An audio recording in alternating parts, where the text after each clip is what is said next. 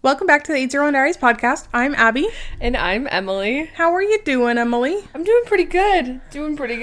That's good. Pretty chill. How are you doing, Abby? Oh, great. Just dandy. Just having a good time of my life. I really feel like you are. I'm in a rare mood tonight, but... She is. So this is going to be quite the fun podcast for the evening. Because I was sleepy and Emily woke me up from a nap, and then I just feel like I haven't since been the same. You have not. But that's okay, because sometimes you get me talking about Humpty Dumpty. I just want to talk about Humpty Dumpty All today. she wants, and I told her it's fine. No, she told me no. She told me that was a stupid idea. Are And you she kidding? actually was going to quit the podcast over it. Oh my gosh. Just kidding. Okay. So what's new with you, Abby? I got my carpets clean. They look so nice. I love it. You guys can't tell because it looks the exact same. We're in a new place. We are. And we're so excited. We're in what will officially be our studio. Be our studio. We're getting the final things done. Yep. Before it looks all nice and dandy again. But for the first time, actually, because we've never had an actual studio. But this is exciting because this is one of the things we were talking about. We've been wanting to build out a studio. Yeah, and we're finally all of the stars have aligned, and we have a room can to do it now. So this is very exciting. Also, we're gonna mention this at the beginning of the episode because we always mention it at the end. We really want to go to that Hunger Games premiere. I'm just kidding. I'm just kidding. I mean, we can talk about it because that is something we do need to talk about this week. Did you have anything you wanted to talk about this week about yourself? Okay. No. On to bigger and better things. Yeah. They released the trailer for the new Hunger Games. And oh my I really think we're gosh. going to in this whole like revamp thing or whatever, or not revamp, but this thing that we're doing. I think we're going to rename this the Hunger Games podcast because that's all we talk about. And SNL. Hunger Games and SNL and Taylor Swift. Those are the three main topics that we talk about. Yeah. And they released the new trailer for Sunrise on the Reaping. The official trailer. They released a teaser a couple weeks ago or whatever. This was the actual trailer. Oh my gosh.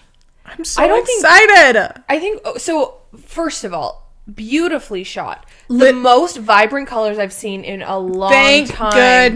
Thank goodness we're bringing back Technicolor because what on earth have all these great movies been? But it is, the cinematography looks beautiful. Chef's kiss. Incredible. It looks so great. good. Let's break it down because there's just so much to talk about. Let's start with Haymitch. With Joseph Zeta. I can already tell this is going to be this man should get an Oscar already. And I don't think this movie's going to be nominated for anything because it's one of those movies, but it definitely should be. Yeah. Even though we haven't seen it, hasn't come out yet. But the voice it's literally perfect. It was literally like watching Woody and Cheers. Literally. Like truly, the way, like the cadence, the way that he said everything just sounded so perfect of a young Woody Harrelson. So perfect. And I am so excited. And I think it's really fun because he was one of the voices we didn't hear in the teaser. They hid that from us. And oh my gosh. Oh, it's so good. It's so good. I am so excited. Here, you can go. Okay, so I was going to say, one thing that I loved about this trailer that kind of ties into everything before we really get into super nitty-gritties, but it does apply to it, is I love that it didn't spoil anything. Single thing. But if you know, like if you've read the book... And you know exactly what every single scene is. But if you don't... Didn't spoil a There thing. was not a single spoiler, and I love that. Because the whole underlying theme of this book is that we've been lied to. Yeah. Like the audience does not know what actually happened. Yeah. And so it was just off the charts incredible editing for this trailer. Yeah. Like really I just am so excited for this movie because I feel like they really, really get it. Yeah. Like they really get this movie. They get the story. They get the themes. Like everything about it is going to be so well executed that I can't wait. Like, I really think this is going to be the best book to movie adaptation ever. I am so And Catching Fire was great. So that is saying something. Well, and I think Catching Fire, obviously Catching Fire and Sunrise on the Reaping go hand in hand with the characters, with the story, with everything. They really mirror each other in so many ways. So I'm really excited to see this play out. But Joseph Zeta, incredible. I'm so excited. Like, I really think he's going to be incredible. He is going to be so good. Just with all the little different pieces that we've seen in the trailer. Yeah. And again, the trailer doesn't give anything away, but if you know, it shows you so well. I am not ready for Ampert. I cannot watch this. Genuinely, the whole thing, like... I read the book over a year ago. I need to read it again. I need to reread it. But it reminded me of so many things. Like, because really every single scene in that trailer, I knew exactly what was going on. Yeah. But there were some things that I'd forgotten. It just broke my heart all over again to see it. Oh. And it's going to be so good. It's going to be so good. But we got our first look at Caesar. We got Kieran as Caesar Flickerman. Which I was always on board with. I always thought he was going to be great. But I think Stanley Tucci is such a specific person that... And the way he did Caesar was so specific that, like, I was intrigued to see how Kieran did it. Like, not that I didn't think he could, but just how he would do it. Yeah. Incredible. Like, it's gonna be so good. It like the cadence of his voice, the way he's speaking, it is so Caesar. It's so perfect. I think it's really cool because even like with Joseph, with Kieran, with McKenna, with Elle, like I really feel like they took the source material, the original 3-4 movies, and learned their characters to their soul. Because, like, just the little things that Kieran was doing. Elle's accent was so good. Top notch. Elizabeth Banks did an accent in it. Like, she had a specific way of speaking. And she did it perfectly. Like, and I think it does speak to how well the original Hunger Games were done. Yeah. Because they were able to replicate it. And it's perfect for this other book as well. Like, they did such a great job with the originals that I think this one is just going to be so great because they had such great source material to go off of, and they did such a great job keeping it accurate to like as accurate as they could be to the books already. And I mean, I've said this before, I love Woody Harrelson. I think genuinely one of the best castings ever was Woody Harrelson as Haymitch, and so to see Joseph Zeta like embody, because obviously like him. Haymitch wasn't, or Woody Harrelson wasn't necessarily book accurate to what Haymitch was supposed to be. But he became the Haymitch. But he became Haymitch. Like, it doesn't matter that he doesn't look as he's described in the book because he is Haymitch. Like, he did such a good job. Yeah. So to have, I feel like Joseph Zeta is really, like, embodying that. Embodying Woody's Haymitch. Which is what... That is Haymitch. That is Haymitch. Like, that's who we all came to love and even adore. The people who read the book, like, Woody Harrelson is Haymitch because he did such a great job. I'm so excited. And Joseph's did such a good job. I'm so excited. We got our first, like, real look at Ralph Fiennes as President Snow. Yes, which, if you go back and have listened to our any episode about this, we talk about this book. But every episode we talk about this. But he was not high on my list for Snow. Not high on my list at all. I love Ralph Fiennes. Don't get me wrong. He's great. I love Harry Potter. I've talked many times about my love for Harry Potter. Pause on this. Did you see that they offered him Voldemort in the Harry Potter series? Really? And he turned it down because he's like, hey, I'm a little old for this. Which fair. Also, I think that would be kind of silly if he was the only one they brought back. Like, yeah, of all the people. But they asked him back to be Voldemort. That's because he's so good. Like, Ralph Fiennes really is he's so talented. Good. So Sorry talented. to sidebar on that, but oh my gosh. I did not know that. Yeah. That's kind of funny. I'm really intrigued to see what they do for Voldemort for the new ones. But anyways. We continue though. He's so talented. And, you know, he's a Shakespearean actor. Like, he's so unbelievably talented. So it's not that I didn't think he could do it. It's just Donald Sutherland did such a great job as Snow. And I feel like... And there was a real big part of my heart that really wanted Kiefer to do it. And a lot of people wanted Kiefer. I wanted Kiefer. Like, that was a big campaign for that we didn't, like... That was the one fan cast we didn't get. Which makes me think... Kiefer didn't want to do it. Like, I feel like they would have, but I don't know, because Ralph is incredible as well. Like, he is such a prize as well. You know what I mean? Like, like, he is such a great pick. But I felt like he was a little old to be playing 50-ish Snow. Especially where in the book it talks about how he had all these cosmetic procedures done, like, all of this, like, capital beautifying that he had done. I thought Ralph was a little odd of a choice. He just wasn't what I pictured. Yeah. However, when in this trailer, he is spooky. He's so, and I feel like because Snow is especially sinister in this book, like this one, because he's in it a lot more, and he has a much more, or well, he has a really direct hand in the other ones as well, but I feel like this one is especially heavy-handed. This one is...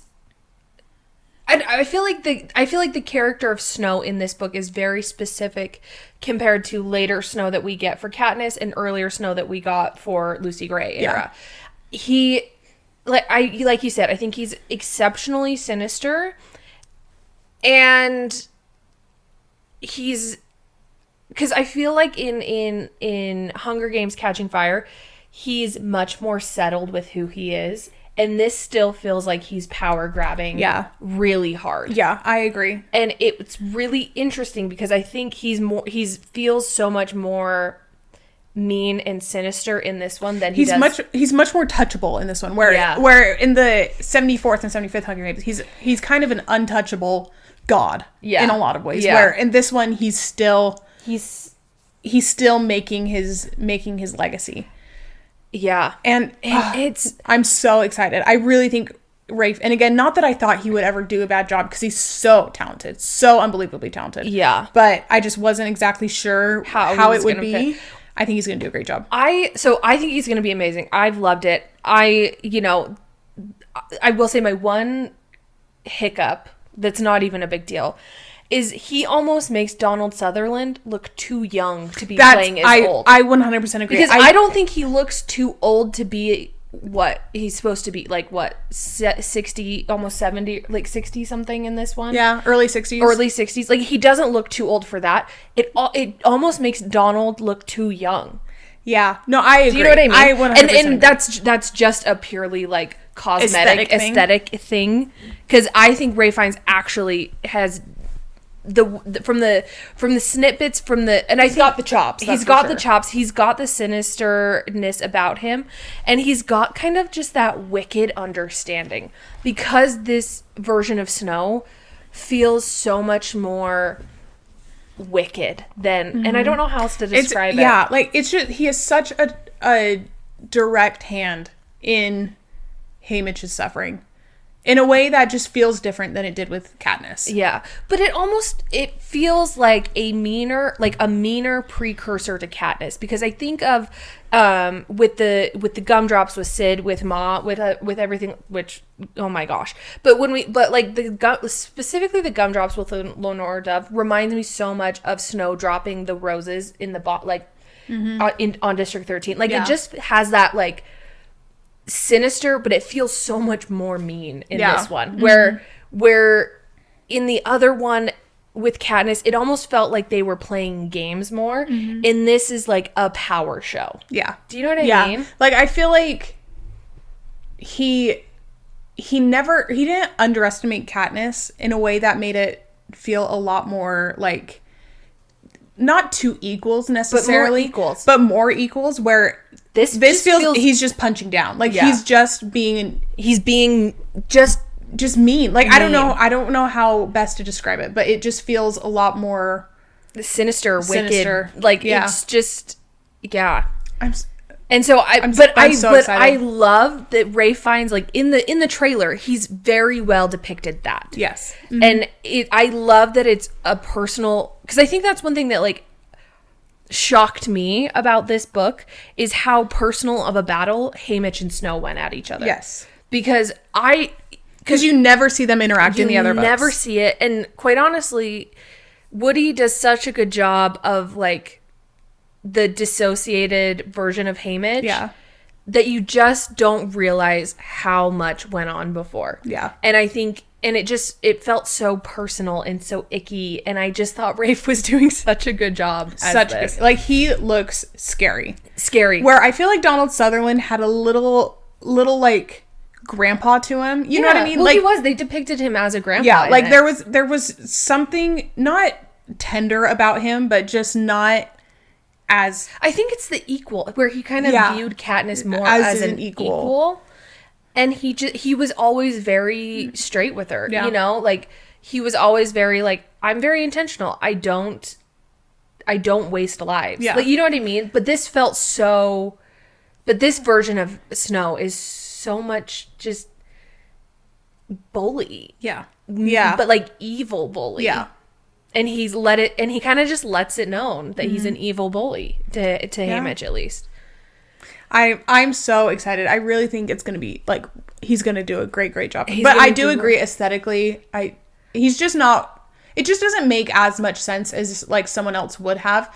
But I think portrayal, he's gonna do an incredible job, and it won't matter. Yeah. No, but like I honestly really think that it all like it, and there's no way to change it now. Yeah. But it makes Donald look too young. Yeah, which he wasn't. He was like the right age for it, but just the way that they, I don't know, whether it's his Botox or whatever he was doing, made him look like a great looking, fresh-faced 80-year-old. But I just think it so I think quite honestly Rafe is more age accurate than Donald was. I agree. And so cuz I saw a lineup of Tom Blythe, Ralph Fiennes and Donald, and it was like those two look the same age, but they're 25 years apart. Yeah. And quite honestly, it's I think cuz Donald looked too young. So how old was but was Snow, this happened 40 years after, so he would have been 58, almost 60. Yeah, almost 60. So then in Catching Fire, he's 80, late 70s, early 80s. No, he would be 85. Oh, yeah, 85. Wow. Is that old, really? Because if it's 25 years later, he's about 60 in this one. Or a little bit early. So he's like early to mid 80s in the later ones. I guess that's true. He also seems a little bit worn out in the later ones. Yeah, definitely. And I think that's why it's not as aggressive, where he has more energy and more ability to be sinister in this one, it feels like. No, I agree. And punching down. The punching down, I think, is what really gets it. Especially where, like, Haymitch didn't do anything. Haymitch did literally nothing. Okay, well, that's not true. He did try and start a revolution. But not really, though. But out of necessity. Like, he did not go in there wanting to, like... He didn't even get raped. I've seen so many TikToks that are like, and the second boy is... Woodbine Carmichael or something. I can't remember his name. And everyone's like, huh? I remember reading that. I remember, that blew my mind. And you're like, excuse me, no. It's Haymitch. It's Haymitch. But it where I feel like Katniss had not aspirations to start a revolution, but she was much more poised for it. She was... Haymitch was wrong place, wrong time. Yeah.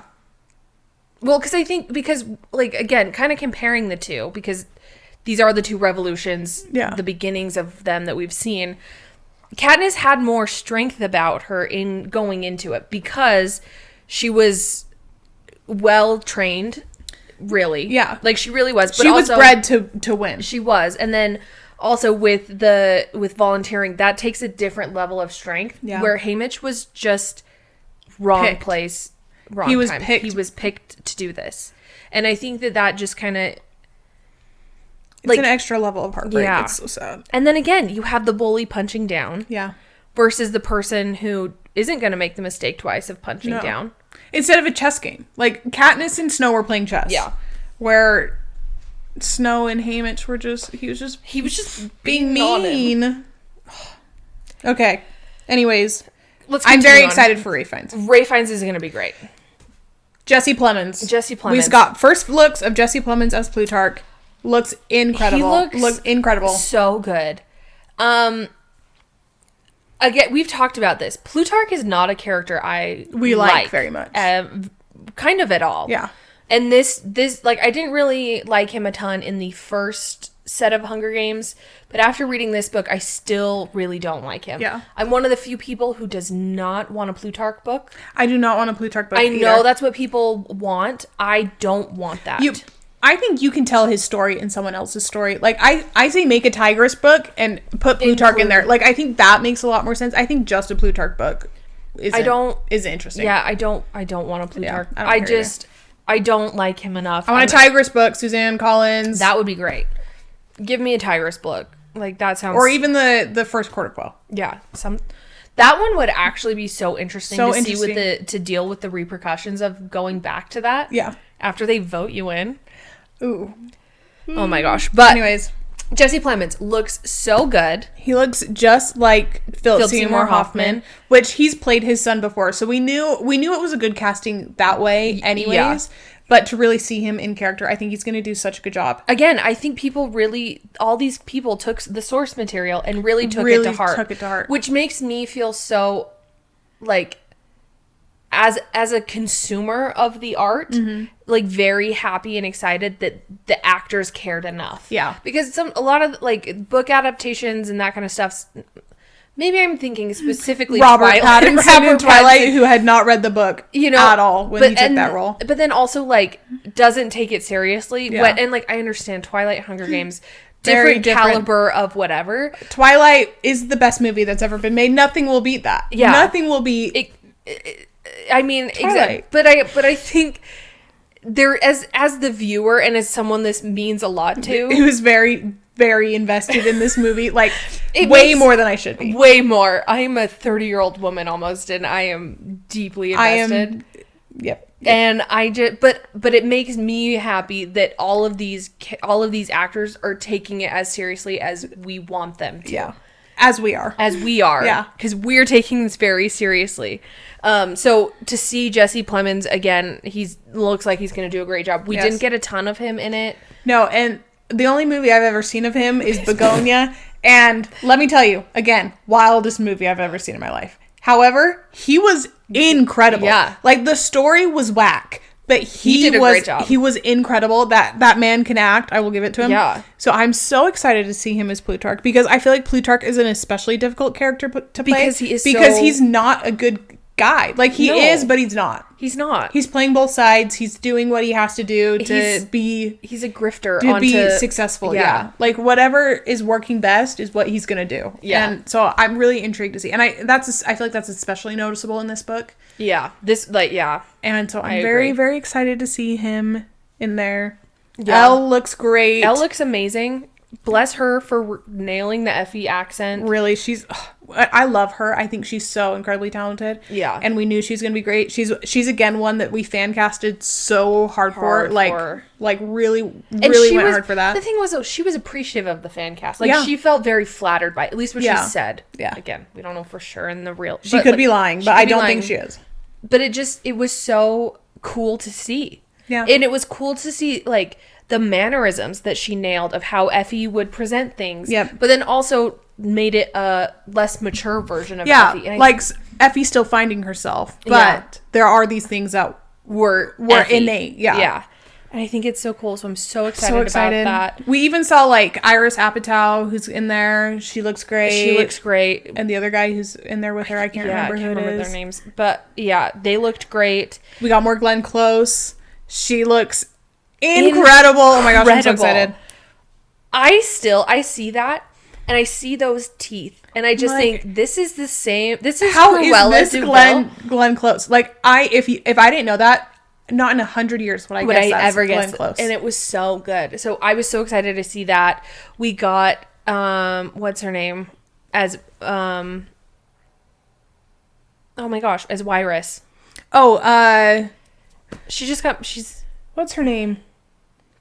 What is her name? Oh my gosh. Why can't I think of her name at all? Google it. Maya Hawke. Maya Hawke. That's it.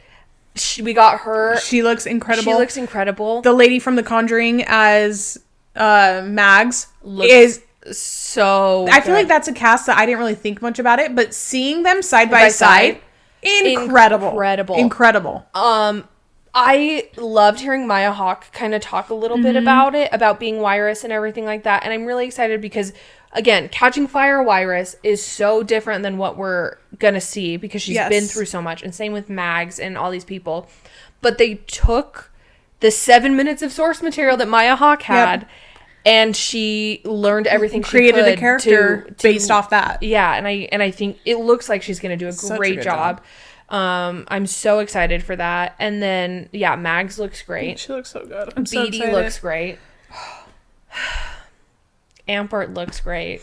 Ampert is a child. Like, they cast that so well. Like, that is a 12-year-old boy. How is this movie not going to be 7 hours long and rated R? You know, if this was an R rating, I'd be like, you know what, fair. Just for distressing content. Like, I am distressed. I was very distressed reading this book. Between the flamingos and the squirrels. Oh my gosh. Also, McKenna Grace.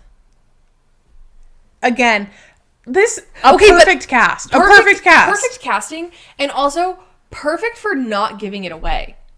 Oh my gosh, I know. Because you know exactly what I'm talking about. And oh my gosh. Also, Burdock Everdeen. We got our first glimpse at him. Incredible. How are we casting so... Like, so well. Like, we only have one picture of this man. They took a stock photo frame, propped him on the table, and said, this is Burdock Everdeen. And that is all we ever saw of him. Perfect casting. Perfect casting. And then Mama Everdeen, we saw a little bit of her. She looks great. Great. I can't remember. Did we get... Is McKenna Grace both?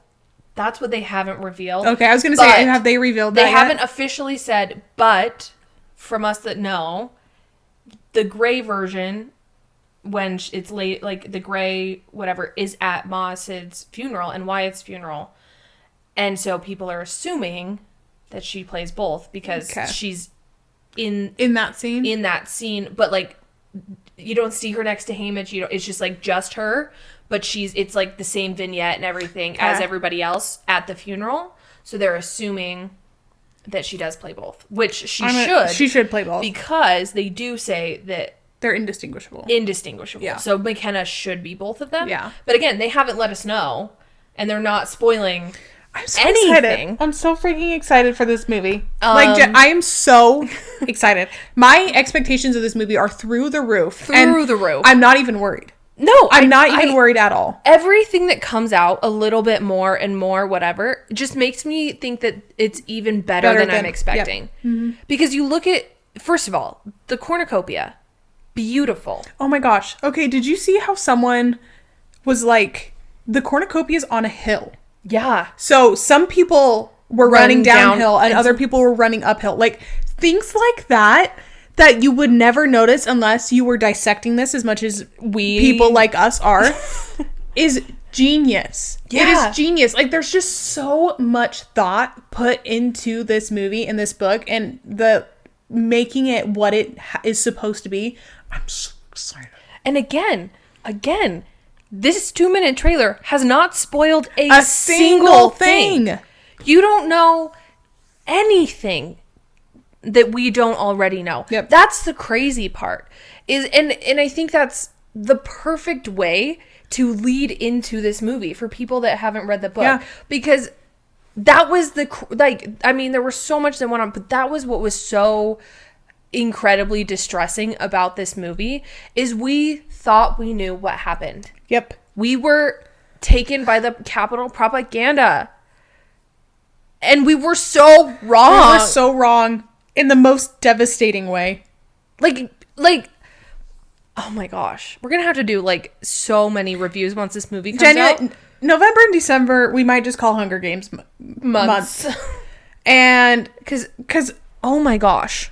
I'm so beyond thrilled for this movie. Like I am so hopeful and so excited because they're just going to do a great job. Yeah. Like I don't know what else to say. This is going to be the most perfect book to movie adaptation ever.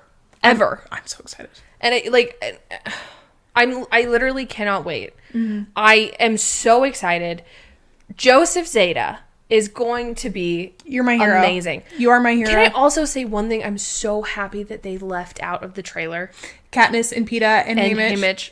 They left out the epilogue, and I'm so happy. I'm so excited because you guys all watched the episode. I still watch this at least once a week. It's so funny. It's my favorite. Again, our Sunrise on the Reaping Crash Out episode. We read the entire epilogue for you.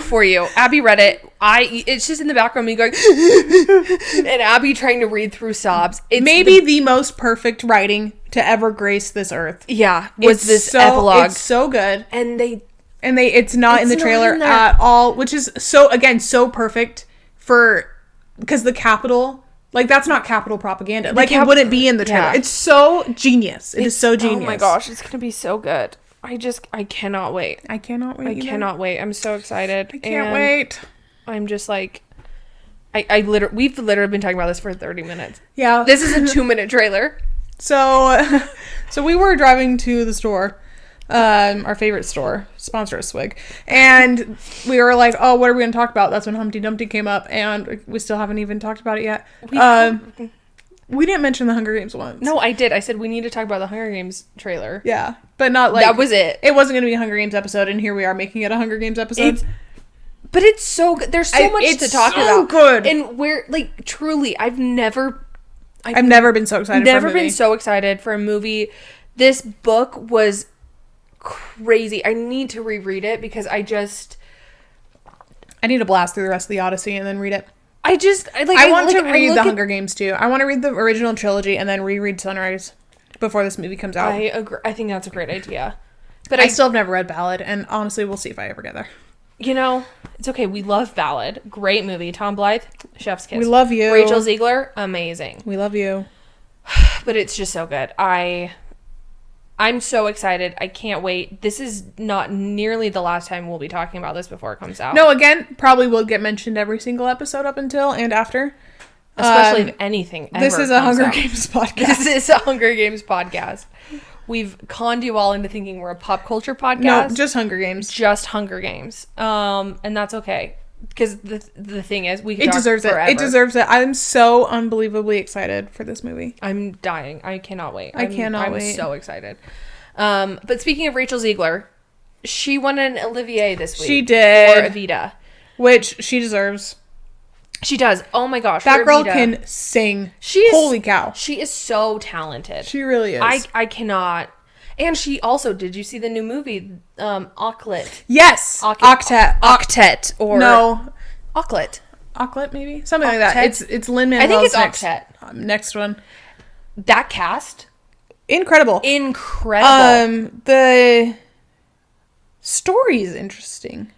I haven't really read too much about it. I just saw that, like, Philippa Sue, Gaten Mazzarato, Amanda Seyfried, Rachel Ziegler, Cheryl Lee Ralph, Philippa Sue, Gaten Mazzarato, Jonathan Groff, Tremel Tillman, Mr. Milchick, Paul Jordan Jensen.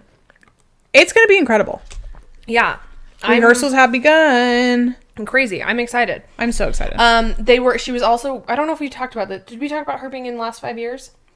I think so. Did we? I think so. Because, again, Last 5 Years is my all-time favorite musical. She did so good. She's doing an incredible job. It's over. It's all over now. It is all over. It's so funny. Oh my gosh. I've seen so many, because, again, I swear we talked about this. I saw it in New York with Nick Jonas, and everyone's giving Ben Platt kind of crap for his portrayal of Jamie. Like, those people must not have saw Nick Jonas. Even though, Nick, you were great. You sang great. I just don't think it was your role. I agree. And that's okay. Not every role is meant for everybody. And that's okay. I don't think it was your role. You did sing great, though. You sounded great. And that's, yeah. Ben Platt is incredible. Yeah. That man is incredible. You know, everyone has their problems with him. I get it. That man can sing, and that man can act, and that man can be... See, okay, but also, my thing with Ben Platt is that man can be sad. I don't think he can be angry as well, and Jamie's a pretty angry character in a lot of ways. He's really angry... Yeah, I agree. He's not sad. And then that's why Ben Platt was so great as Evan Hansen, because he was so believable being sad. He's not, but Jamie's more angry. Yeah. I will say, I loved the love of our life, Jonathan Bailey. I loved his Jamie, which is more like, because I was rewatching parts of it again last night. Incredible. When he sings so If good. I Didn't Believe in You. Mountains were moved. Mountains were moved. Everyone's like, okay, can gaslight me harder. Like, literally. Oh my gosh. Like, you know, you're right. You're right. You're right. You're right. The only time I've ever going back to Ohio. The only time I've ever been on Jamie's side is when Jonathan Bailey's singing. Because he plays it in such a way that's like, he's just so good. He's also beautiful. Oh, he's so good. But like, that little face. That face. I can't say no to that face. The way that he portrays it is really, so great. Really great. But Ben Platt, I still think he did a great job. I think he's I would rather have seen him with Rachel Ziegler than Nick Jonas. 100%. Because I just think that, like, he has at least the power behind him, and, like... He also has the musical theaterness to him that I think Nick Jonas lacks a little bit. Yeah. Like, Nick, I don't know. Nick is just... He's not a Broadway guy to me, even though he's done Broadway many times. Yeah. He's been very successful. Like, he's a great actor in movies, and he's great in pop music. I just think there's something that just doesn't connect for me there. I think probably what's happened, and I think that you kind of see this a lot with actors and like regular singers, is Broadway and like true musical theater type of singing is such a different way to sing than like pop music or whatever. So if you're trained to, and I think he started in Broadway, which is why he can kind of go back a little bit, but he's kind of, I feel like he's trained the Broadway out of him. Yes. And so trying to come back is really, like, it took... I really think he can't act while singing. Like, that's what it is he can't... Yeah. Because I saw a TikTok, someone was talking about this, and she was talking about how there's a line in one of the songs where, Jamie's talking about how hard it is being married because all these girls want to sleep with them, and he says, I can't F her anyways. And most people play that angry or like with some frustration behind it. And Nick riffed it. Like he riffed it. So there's supposed to be emotion behind that. There wasn't. Yeah. And the thing is he can when he's singing like Jonas Brothers songs. Like when he sings Little Bird, you feel it. Like, like there's just something about musical theater that it doesn't translate very well. He's trained. I think he spent so long training the musical theater out of him that it's hard to get back. Yeah. But I think you see that a lot with regular actors who go and do Broadway or something like that. It just doesn't quite translate as well. Like where you have people like... what's another good example of it? I'm trying to think. Who was recently... okay, this is a good one. Miley Cyrus, I saw her audition tape again. It came back up because she auditioned for Eponine in Les Mis. You're right. Again, Miley Cyrus alone... We love Miley Cyrus. ...is an amazing singer. The musical theater doesn't translate. Or Taylor Swift. Like Taylor Swift auditioned for Eponine as well. Or she was in Cats. Like it just... It doesn't translate. It's a different type of singing because I think you look at Ariana Grande. I think she's a great example of this. Even though she was training for Glinda for opera and she had to put her voice in higher registers than she had before, but she really had to train the pop out of her voice in order to perform this musical theater in the way that it was meant to be. And it took her a long time to train it out. And now she's kind of going back to pop and kind of... But her pop is different now. Her pop is different because of the musical theater training. She's trained it out. But I think musical theater is such a different type of singing. Yeah. To do correctly. Agreed. And to do to the fullness that it's written to be. That I think with like Nick Jonas, he worked so hard to train that out of him to be the rock star or whatever that it's hard to pull back into it. Yeah. So like for Ben Platt, where he is a Broadway, like that is Ben Platt, you know. Yes. He doesn't do as well when it comes to like pop music and all that kind of stuff like that because except for Diet Pepsi live from Las Culturistas Awards. There we go. Genuinely, this is not a joke at all. It might be the best cover ever. There we go. It genuinely, I have it saved in my phone, so it pops up every now and then. I listen to it every time because it is perfect. You know, it's so good. So good.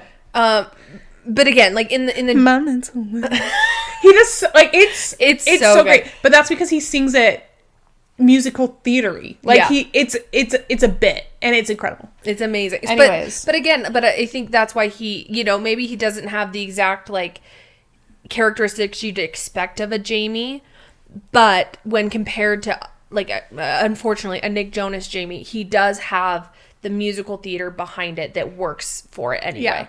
I think. Like when Nick's, I remember this so specifically because again, remember Last 5 Years is my favorite musical. I have like such specific opinions on this musical. When Nick sang If I Didn't Believe in You, which is supposed to be an angry, mean song, unless you're Jonathan Bailey. Yes, but even he is angry, mean, but man, that man is sexy, and I'll take it. But he's also like manipulative. Like he plays it more manipulative than I think than super angry. But it's not a genuine. It's not a sweet song. Like it's not. It's supposed to be angry and manipulative and mean. And Nick had no emotion behind it, and I was so disappointed because it's such a great song and it's such an important part of the story. That there was just no emotion. There's something about having, because in specifically Broadway style that the emotion from these pop stars just does not come through. It doesn't translate, and it's nothing against the pop stars. No, because Nick, I love you. I love you, and love I think you so much. And the thing is, see you next month. See you next month. And also, it wasn't bad. Like his portrayal of Jamie wasn't bad. It just wasn't. It wasn't Jamie. You know what I mean? Like it wasn't, and it wasn't what it could have been. Well, and I think that like when you pair him up with someone like Adrienne Warren, who was incredible and a Broadway star, the lack in Broadway ability for the specific musical theater really shines through. Yeah, it becomes much more apparent. Yeah, and I think that's where like it was hard to like Adrienne did a great job as Kathy. Yeah. But because Nick was weak in the acting aspect of it, it was too much. I felt like where Rachel Ziegler is a huge powerhouse, we love her, but she's up against Ben Platt, so the power works. Yeah. Where Nick and Adrienne, it didn't quite work. It wasn't balanced. Yeah. Where Rachel and Ben are. I would agree. That makes sense. I would agree. So really what we need, a West End production of the last 5 years with Rachel Ziegler and Jonathan Bailey, and take all of my money. Take everything. I will be there so fast. Again, I love the last 5 years so much. I'll see it 7 different times. I will genuinely, I will go to London. Yeah. I will go to London. Honestly, kind of want to if Jonathan Bailey is in any version, I don't care who's Kathy. If Jonathan Bailey is Jamie, do you want to go see Sunday in the Park with George? Kind of, but I don't know that story as well. Like I just want to see both of them so bad. I love the last 5 years, and I think it's such a well done musical. It's so perfect. How perfect was it that Jason Robert Brown was piano playing this whole incredible thing? He was there the entire time. Literally so incredible. Loved. Which also, I love that this has become his like magnum opus because it's based on his life. It's good, and it makes him look bad. It makes him look so bad, but it has become bigger than him, and I love it. Oh, but it's so good. It's like genuinely, it is so good. I could talk about the last 5 years forever, forever. But I also think my version of last 5 years I do listen to is the Anna Kendrick, Jeremy Jordan version. Jeremy Jordan, again, I have personal beef with him. We won't get into it. I have very personal beef with Jeremy Jordan. The man might be the greatest male Broadway singer ever. He's unfortunately so good. Unbelievably talented, especially with the emotion. And he had the right anger. He had the right like vibe to it. Like he was the perfect Jamie. He played Jamie too well. And, well, I also have beef with him. We also have beef, so mad beef. If he is Jamie. However, you know what? You're so freaking talented. I'll give that to you. You are so unbelievably talented. So I think having that kind of an expectation and seeing Nick, it did Nick a disservice. Yeah, no, absolutely. Because Nick, I love you. This is not me saying you're untalented at all, because you are so talented. And I love you. Literally, see you next month. I love you so much. See you so close next month. You would be able to see me. We'll make eye contact. And I'll say, I love you. Love you. In a respectful way. Because you're married. And I love you and your wife so much. So much. Genuinely, I'm so here for this relationship. One of my favorite celebrity couples. Love them so much. But all this to say, Rachel Ziegler, Ben Platt, A+, last 5 years. Great time. I understand why people don't love Ben Platt as much, but he did a great job. That man can sing. That's all. Also, he has such a unique voice. When you hear it, you know it's Ben Platt, and it is great every time. It's so good. He's amazing. Okay, so now that we've talked about the Hunger Games for a half an hour, and then the last 5 years for 15 minutes, I think we might call it a day. Okay, but we do need to, before we hang up, we do need to talk about this. Even though not much has happened, we do need to bring it up. Okay, this is the biggest news of the year. Yeah, so the fact that this is coming at minute 45 for this. I hope everyone has stuck through us. If you are watching and you made it this far, let us know. Please let us know. Even if it's just you, Mom. Let us know. Will you text us? We are having the Vowel Gate, as some are calling it. Vowel Gate? Vowel Gate. Vowel Gate. Alex versus Alex. The different vowels. I-N-E. Alex. Alex versus Alex. Alex Cooper versus Alex Earl. There's been brief history, just so we can get to the meat of this real quick. Yeah. Alex Cooper has her podcast network, Unwell. Alex Earl is a TikToker influencer who signed to Unwell for a podcast. And then pretty soon after, about 6 months. Left the network. Ended her podcast and left the network. And there was some kind of a falling out. We didn't know what happened. Nothing was ever said. It kind of died down for a while. Yeah, right? It died down for a while. Lately, Alex Earle has kind of been throwing some shade. Not kind of. She's been throwing some pretty obvious, serious shade. She's been reposting videos about how bad Alex calling out Alex Cooper. Specifically calling out Alex Cooper for being like an ambulance girl or whatever. Ambulance chaser. If something bad happens, they're probably going to be on Call Her Daddy next week. It's just kind of what it is. I think calling her an ambulance chaser like that is kind of crazy because isn't all journalism ambulance chasing? Like, Alex is just trying to be... I get what she's saying. I think the difference is Alex portrays herself as a girl's girl. She's always rooting for the girls, all these kinds of things. But in her interviews and the way she goes, it doesn't necessarily have that effect. Yeah. Like, it has been, like... It has hurt people's careers going on there in the way she does things. She's also not that great of an interviewer. Pretty bad interviewer. She's a bad interviewer. She's a bad interviewer. We've said this before. We've talked about it. I don't like her as an interviewer. It is what it is. I just think that, like, I think people should be aware of, like, know whose podcast you're going on. Yes. Do you know what I mean? 100%. I think I don't know. I think Alex is being a journalist or whatever. I think the problem comes from Alex framing it as she's trying to help these women. Yeah, and I think that's not what's happening. Yeah. And that's not it's comes across more as Alex just wants to check. Yeah. Versus she's actually trying to get these women's story out there and have some actual change kind of thing. Which whatever. Yeah. I mean, her podcast is called Call Her Daddy. Like, let's be real. We know how, like... Anyways, Alex Earle, Alex with an I, she has been reposting TikToks, commenting on TikToks, a bunch of stuff. Like, very publicly, abrupt, like, shading Alex Cooper. Yeah. And so Alex Cooper gets on TikTok and makes a video Monday morning and says, Alex, what's good? I heard you've been saying a lot about me in the press this week. Say it. Kind of a thing. And she's like, you don't have an NDA. There's nothing to hide. Whatever your problem is, put it out there. If you have something which, honestly, fair. It's fair, but I don't think it's had the impact that Alex Cooper thought it would because, honestly, most people watch Call Her Daddy because she gets good guests. Yeah. They don't watch it because they like Alex Cooper. Yeah.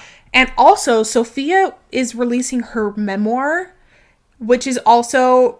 probably going to be so people are revisiting that situation where they were both the hosts of Call Her Daddy. I don't know. I think there was a lot of drama around that. Yeah, that's a whole different thing that we don't, because I have opinions about that. I do too. I don't like Sophia.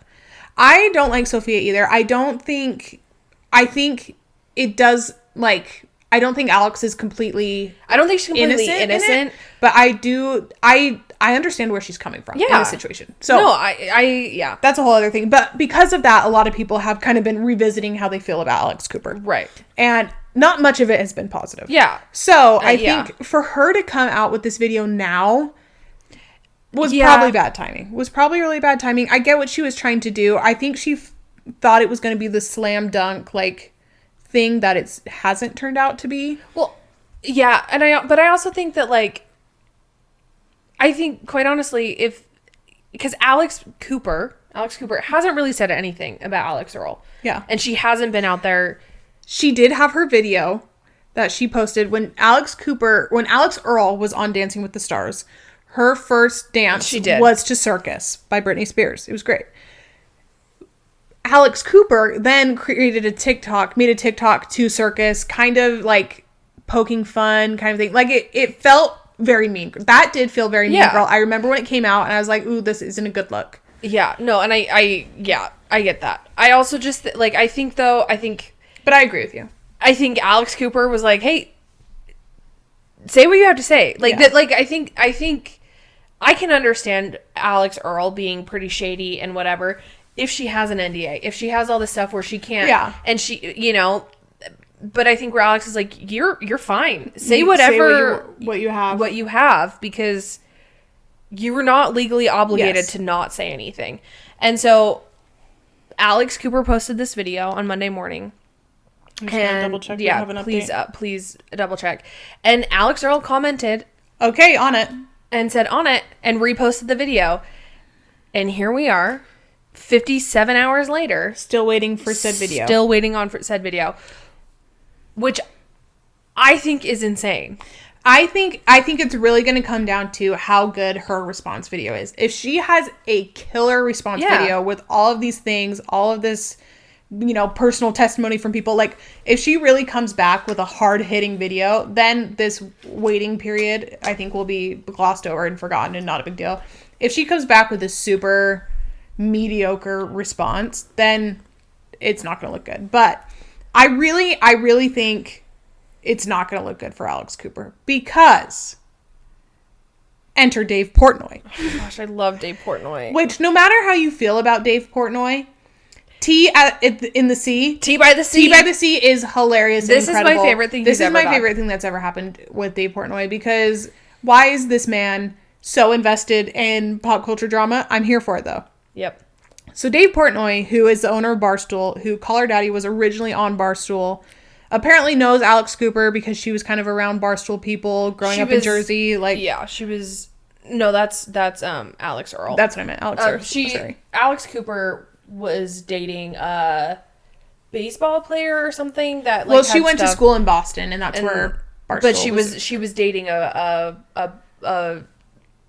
baseball player. Athlete that got her. Yeah. In there. So that's how she officially met Dave. Yeah. But Barstool has a whole thing. This is where the Sophia Franklin drama comes in, is with Barstool contracts, all that kind of stuff, whatever. But Dave. Dave Portnoy, the icon himself, releases a video completely out of the blue. Like he was not involved in this. Has never been mentioned once. Just commenting on it, talking about how he knows both of them. Like, it'll be interesting. He has a source who immediately says it's chicken fry, and then is like, oh, well, maybe I probably shouldn't have named her or whatever. This whole thing. And then he was talking about how it was probably because of the Carl's Jr. commercial that Alex Earl did for the Super Bowl, that maybe Alex Cooper wanted this commercial. It was a whole thing. Carl's Jr. themselves commented it was not about that. They only ever wanted Alex Earl, which is so funny. That I just love how big this thing has gotten. It's crazy. So funny. It's insane. Anyways, Brianna Chicken Fry had kind of talked to Dave a little bit. Dave made another video talking about it, talking about how they're... Apparently, Brianna Chicken Fry knows a lot of information, and Alex Earl has told her everything. Talking to her about it. So then Alex Cooper got on Instagram stories and was like, I don't know why Brianna Chicken Fry has such a problem with me. These are our personal DMs, which I will never be okay with people posting personal DMs without the other person's consent, but whatever. Mm-hmm. I think that is so beyond weird, but whatever.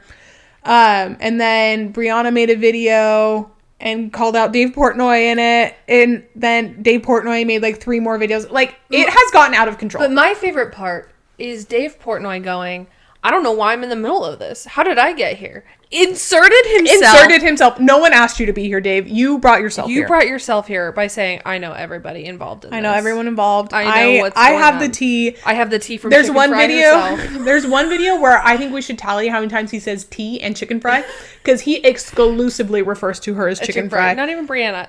It's not even like Cooper and Earl. No. Because they're both named Alex. It's chicken fry, because... Chicken fry. Whatever. But anyways, we are very impatiently waiting for Alex Earl's video. I'm very excited. I genuinely like Alex Earl way more than Alex Cooper, so I think I'm probably coming at this with a bias. I get it. Because I really don't like Alex Cooper. I like Alex Earl. I think she's cute. But I'm very intrigued. We did think for about 48 hours that there was a possibility this was a publicity stunt tied to Alex Earl's new Hulu show. But don't worry, Alex Cooper herself has come out and cleared the air and said this is not a PR stunt. I was also going to be livid if we woke up and Alex Earl was the guest on Call Her Daddy this week. I was going to be livid. Wasn't. That episode is not doing very well. This week's episode, which I feel kind of bad for the lady, whoever was on it. But also it was like nobody that anyone knew. Yeah, no one knew. But yeah. So I think it's officially not a PR stunt, which I'm very glad for. No, I would have been really... It is Alex has confirmed this is not a PR. I know, but you never know. Move. Which makes me happy because I was going to be really annoyed. I was going to be peeved about that because, oh my God. Because I want the tea. I want to know what happened between them. I know. We've all wanted to know. Yeah. Because it was such an abrupt split and they weren't together very long. Like No, it was only a few months. It was only a few months.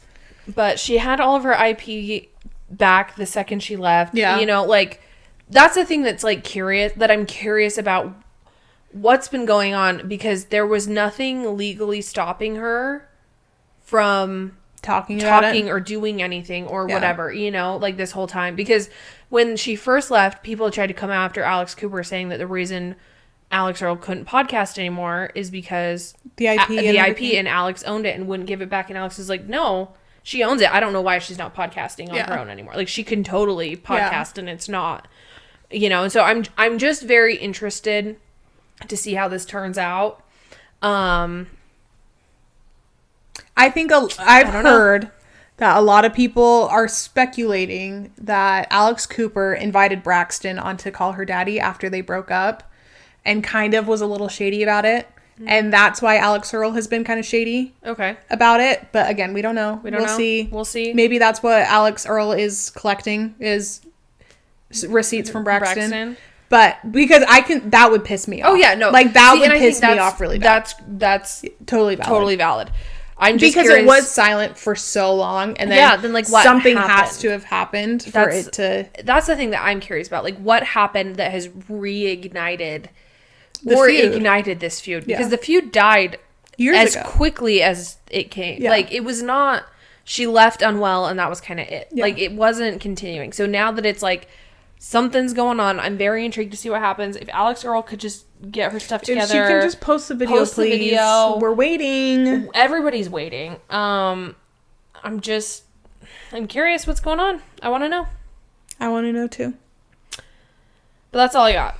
Yeah, so we'll definitely, I'm sure we'll have more to say about this next week. Yeah. Because I can't wait to find out. If Alex Earl has not posted by next week, we're shutting down the podcast. No. We're fully rebranding as a Hunger Games We're fully rebranding. Hunger Games, Taylor Swift, SNL podcast. Get ready for the Triple Dipper. That's us. I think we'll get sued by Chili's. But Chili's. Sponsor us? Give me a call. I love a 3 for me. A 3 for me, a Triple Dipper. Oh, love. Okay, we gotta go.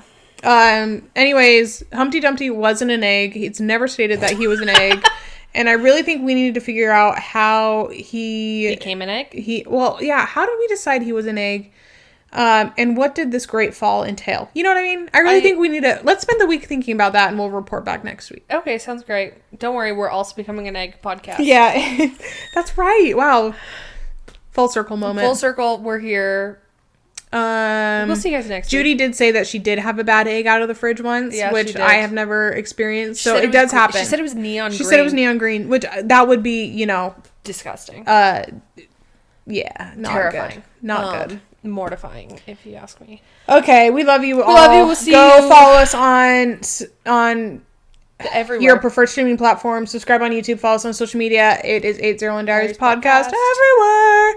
And if you know anyone get us to involved in the Sunrise on the Reaping, get us to the premiere, please. You don't even know what I would give. I'll give a kidney. I'll give a kidney to be there. I'll give a kidney. If someone in Hollywood needs a kidney, I'll give it. I'll cut it out and give it to you. Yeah.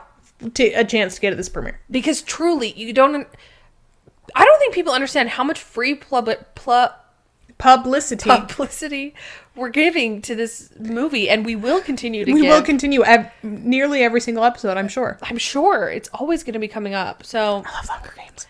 We love you. We'll see you next week. Bye.